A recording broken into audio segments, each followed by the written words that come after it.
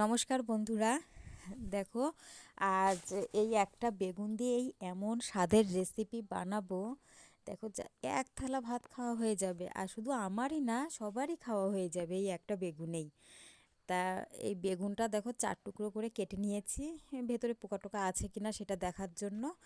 অনেকে আছে আবার বেগুনটা ফুটো ফুটো মতন করেও দেয়, কিন্তু আমি সেভাবে দিইনি। এইভাবেই আমি আজ বানাবো বেগুন পোড়া। চলো, এই বেগুনটাকে আমি গ্যাসের উপরে এইভাবে বসিয়ে দিব। এইভাবেই আস্তে আস্তে বেগুনটা পোড়া হয়ে যাবে। এই শীতকাল মানেই পোড়া বাটা ভর্তা এইসব খেতে সবারই ভালো লাগে, শুধু আমার না, সবারই ভালো লাগে এইসব পোড়া বাটা ভর্তা খেতে শীতকাল মানেই।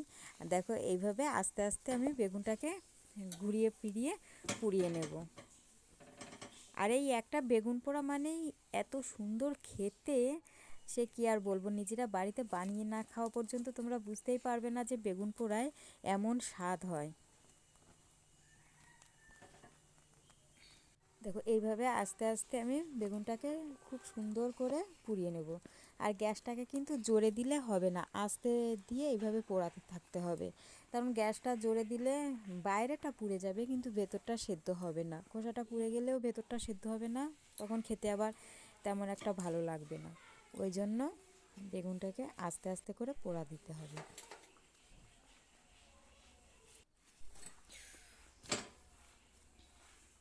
দেখো কি সুন্দরভাবে আমার বেগুনটা পোড়া হয়ে গেছে। দেখো, এই যে বেগুনটা ভালোভাবে পোড়া হয়ে গেছে, আর গ্যাসটা বন্ধ করে দিয়েছি। এবার এইভাবে তো সঙ্গে সঙ্গে খোসাটা ছাড়ানো যাবে না, তাই এইভাবে কিছুক্ষণ রেখে দেওয়া হবে। দেখো বেগুনটা থেকে ধোঁয়া বেরাচ্ছে, ওটা একটু ঠান্ডা হলে তবে আস্তে আস্তে খোসাটা তুলে নেওয়া যাবে। দেখো ধোঁয়া বেরাচ্ছে, এখন হাত দেওয়া যাবে না ওতে। যে কিছু সময় রেখে দেওয়ার পরে বেগুনটা যখন হালকা ঠান্ডা হয়ে গেছে, তখন আস্তে আস্তে খোসাগুলো তুলে নিচ্ছি।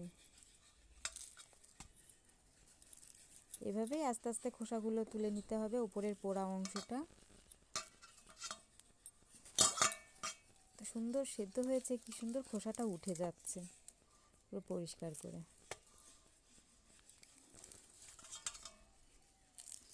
আর আমার মতন বেগুন পোড়া কে কে খেতে ভালোবাসো কমেন্টে কিন্তু জানাবে, যে বেগুন পোড়া এইভাবে খেতে কার কার ভালো লাগে।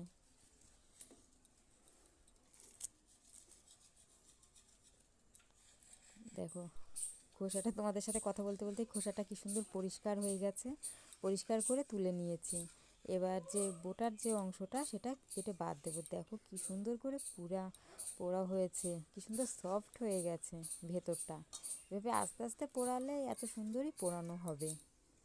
আর এবার বোটার ওই অংশটা কেটে বাদ দিয়ে দেবো। ওটুকুন বাদ দিয়ে এবার বাকি অংশটা মাখাতে শুরু করব। দেখো কি সুন্দর নরম হয়ে গেছে।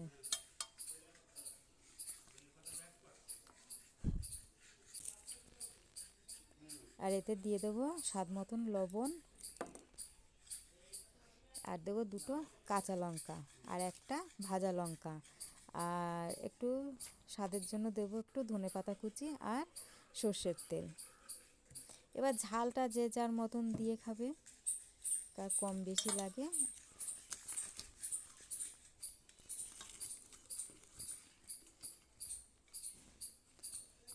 এই শীতকালে কিন্তু বেগুন পোড়াটা বেশ ভালোই লাগে গরম ভাতের সাথে খেতে। তোমরাও বাড়িতে বানিয়েছো, যতক্ষণ না বানিয়ে খাচ্ছ ততক্ষণ বুঝতেই পারবে না যে এর টেস্টটা কেমন হয়। খুব সুন্দর লাগে বেগুন পোড়া খেতে, আরও শীতকালে তো সেই মজা। দেখো আমার বেগুনটা মাখানো হয়ে গেছে।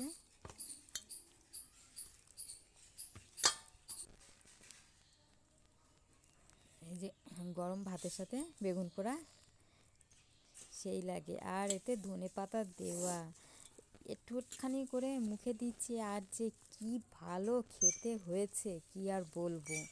যারা খাওনি তারা তো বুঝবেই না যে এর স্বাদটা কেমন।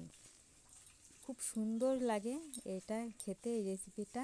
আর তোমরাও বাড়িতে বানিয়ে ট্রাই করে দেখো যে এটা কেমন লাগে। আমার ভিডিও নতুন কোনো বন্ধু দেখলে পরে অবশ্যই সাবস্ক্রাইব করে দিও, আর ফেসবুক থেকে দেখলে পরে তো ফলো করে দিও। আজকের ভিডিওটা এই পর্যন্তই। লাইক কমেন্ট করতে কেউ ভুলো না। টাটা।